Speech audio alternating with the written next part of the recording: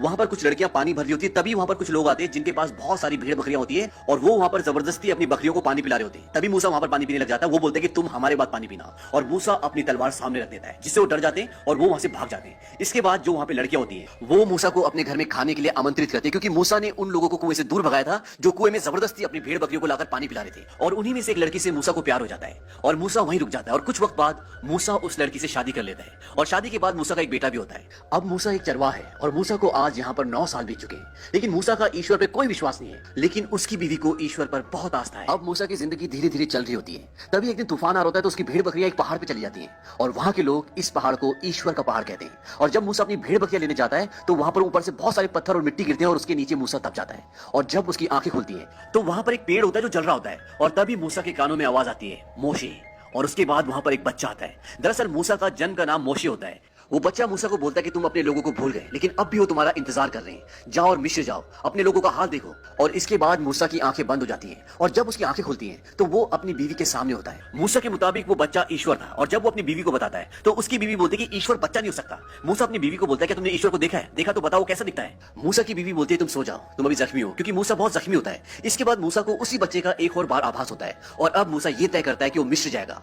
और मूसा मिस्र पहुंच जाता है और मिस्र पहुंचने के बाद वो उसी बूढ़े आदमी से मिलता है जिसने उसको उसकी जिंदगी की हकीकत बताई होती है, और इस बार वो अपने भाई से भी मिलता है। इसके बाद मूसा रात को चुपके से रामसीस के अस्तबल में घुस जाता है और रामसीस को लगता है कि बाहर कोई है, और जब वो बाहर आता है तो मूसा उसकी गर्दन पर तलवार रख देता है। रामसीस मूसा को बोलता है कि तुम जिंदा हो, मुझे देखकर अच्छा लगा। मूसा बोलता है कि इसीलिए तुमने मुझे मारने के लिए 2 हत्यारों को भेजा था। दरअसल जब मूसा बिगड़ में होता है तब उसे मारने के लिए 2 हत्यारे आते हैं। रामसीस बोलता है कि मैंने नहीं, मेरी मां ने भेजा होगा। मूसा बोलता है कि उन्हें दोष मत दो।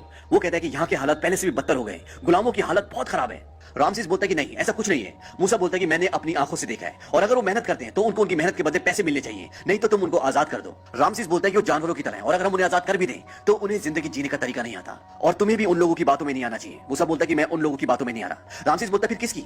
मूसा बोलता है कि ईश्वर की। और ये कहकर मूसा वहां से चला जाता है। इसके बाद ये दिखाते हैं कि रामसीस के महल में एक मीटिंग बैठती है जिसमें रामसीस बोलता है कि मूसा ने मेरे गर्दन पे तलवार रखी थी और उसने गुलामों को आजाद करने की बात रखी, यानी कि उसने मुझे धमकी दी है। अब उसे जिंदा रहने का कोई हक नहीं है, मूसा को मार दो। अब रामसीस के लोग मूसा का पता जिस भी परिवार से पूछते हैं और वो परिवार उसका पता नहीं बताता तो सरेआम उस पूरे परिवार को फांसी लगा दी जाती है। वहीं दूसरी तरफ ये दिखाते हैं कि मूसा अब मिस्र में गुलामों के साथ अपनी एक सेना बना रहा है। वो उनको घुड़सवारी सिखाता है, उनको तीरंदाजी सिखाता है, उन्हें हथियार चलाना सिखाता है ताकि वो यहाँ पर अपनी एक सेना बना सके। और थोड़ी वक्त बाद मूसा की अपनी एक सेना तैयार हो जाती है और इसके बाद वो ये फैसला करते हैं कि मिस्र के जो रहने वाले उनको हम परेशान करेंगे, उनके खाने के सामान को जला देते हैं, उनकी नाव को जला देते हैं और कुछ लोगों के घरों को जला देते हैं ताकि वो लोग रामसीस को मजबूर कर दें कि वो गुलामों को आजाद कर दें। अब एक दिन मूसा के सामने वही बच्चा आता है जो उसे ईश्वर के पहाड़ पर मिला था, जिसे मूसा ईश्वर कहता है। वो बोलता है कि तुम कहां थे? वो बच्चा बोलता है कि मैं तुम्हें हारते हुए देख रहा था, और जिस तरह की लड़ाई तुम लड़ रहे हो इस लड़ाई में तुम्हें कई सालों लग जाएंगे, शायद एक पीढ़ी लग जाए। मूसा बोलता है कि मैं एक पीढ़ी लड़ने के लिए तैयार हूं। वो बच्चा बोलता है कि शायद मैं नहीं, अब तुम कुछ नहीं करोगे, बस तुम देखते जाओ। जब मूसा उस बच्चे से बात कर रहा होता है तभी दूर से एक आदमी देखता है कि मूसा किसी से बात कर रहा है, लेकिन सामने कोई भी नहीं होता। इसका मतलब ये बच्चा ईश्वर होता है। और अगले दिन मिस्र की नदी में बड़े बड़े मगरमच्छ आ जाते हैं और उनकी नदियों में जो नाव होती है उनमें जितने भी लोग होते हैं वो मगरमच्छ उन सब लोगों को मार देते हैं और नदी की सारी मछलियां मर जाती हैं और नदी में अब पानी की जगह खून बह रहा है। और जब वहां की फसलों को पानी नहीं मिला तो वहां की पूरी फसलें खराब हो गई। और इसके बाद ये दिखाते हैं कि उस पूरे राज्य में, पूरे मिस्र में मेंढकों का आतंक फैल जाता है, यानी कि पूरे मिस्र में मेंढक ही मेंढक होते हैं। और जब वो मेंढक मर जाते हैं तो पूरे राज्य में इतनी मक्खियां हो जाती हैं कि लोग वहां पर खाना भी नहीं खा सकते। और इसके बाद वो होता है जिसके बारे में उन्होंने कभी सोचा भी नहीं था, पूरे राज्य में कोढ़ फैल जाता है और इस बीमारी से राजा रानी कोई नहीं बच पाता। इसके बाद मूसा रामसीस को घोड़े की पीठ पर एक संदेश लिखकर भेजता है। उसमें यह लिखा होता है कि जितनी भी आफतें आ रही हैं ये ईश्वर की तरफ से है और आने वाले वक्त में ये आफतें और बढ़ेंगी, हमें आपस में समझौता करना पड़ेगा। लेकिन इसके बदले रामसीस उन गुलामों को और भी दंड देता है, उनका काम डबल कर देता है और साथ ही साथ उन लोगों को भी फांसी दी जाती है जो लोग मूसा का पता नहीं बताते।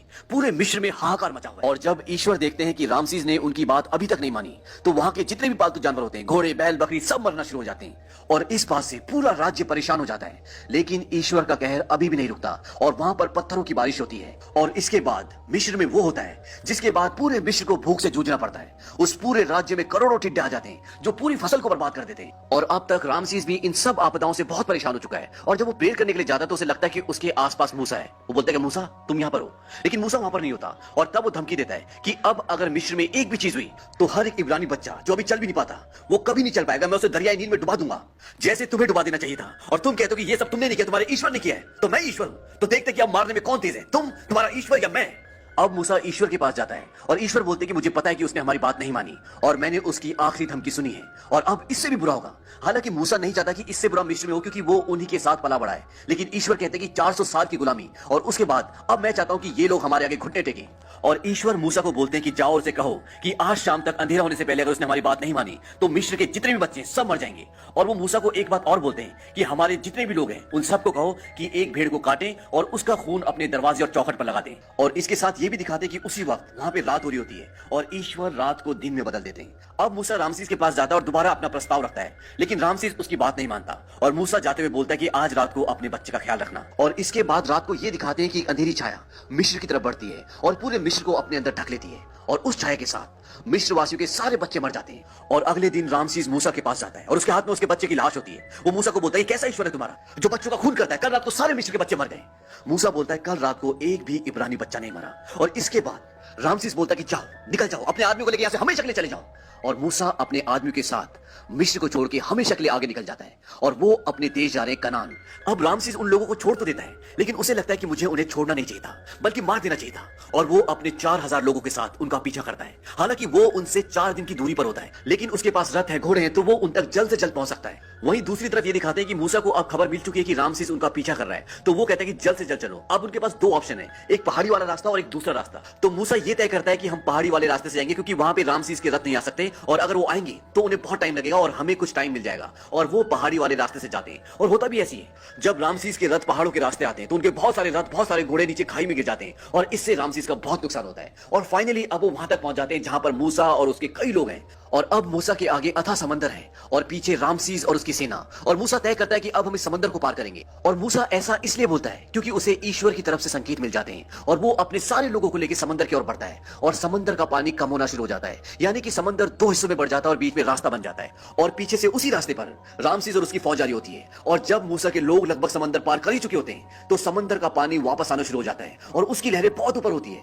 मूसा अपने लोगों को बोलता है कि तुम लोग जाओ और मूसा समंदर की ओर बढ़ने लग जाता है, यानी कि रामसीस की ओर। और रामसीस की सेना भी पूरी वापस भागना शुरू हो जाती है क्योंकि उन्हें दिख जाता है कि पानी हमारी तरफ आ रहा है। और इससे पहले कि रामसीस मूसा पर आक्रमण करता, समंदर का पानी उन्हें अपनी आगोश में ले लेता है और रामसीस के सारे आदमी समंदर में डूबकर मर जाते हैं, लेकिन रामसीस और मूसा बच जाते हैं। अब मूसा और उसके सभी लोगों को यहां से आगे कनान देश की ओर बढ़ना है, लेकिन मूसा का घर यहां से बहुत नजदीक है जहां पर उसकी बीवी और बच्चे उसका इंतजार कर रहे हैं। और मूसा अपने सारे लोगों को लेकर अपने घर जाता है। वहां वो अपने बेटे से मिलता है, अपनी बीवी से मिलता है।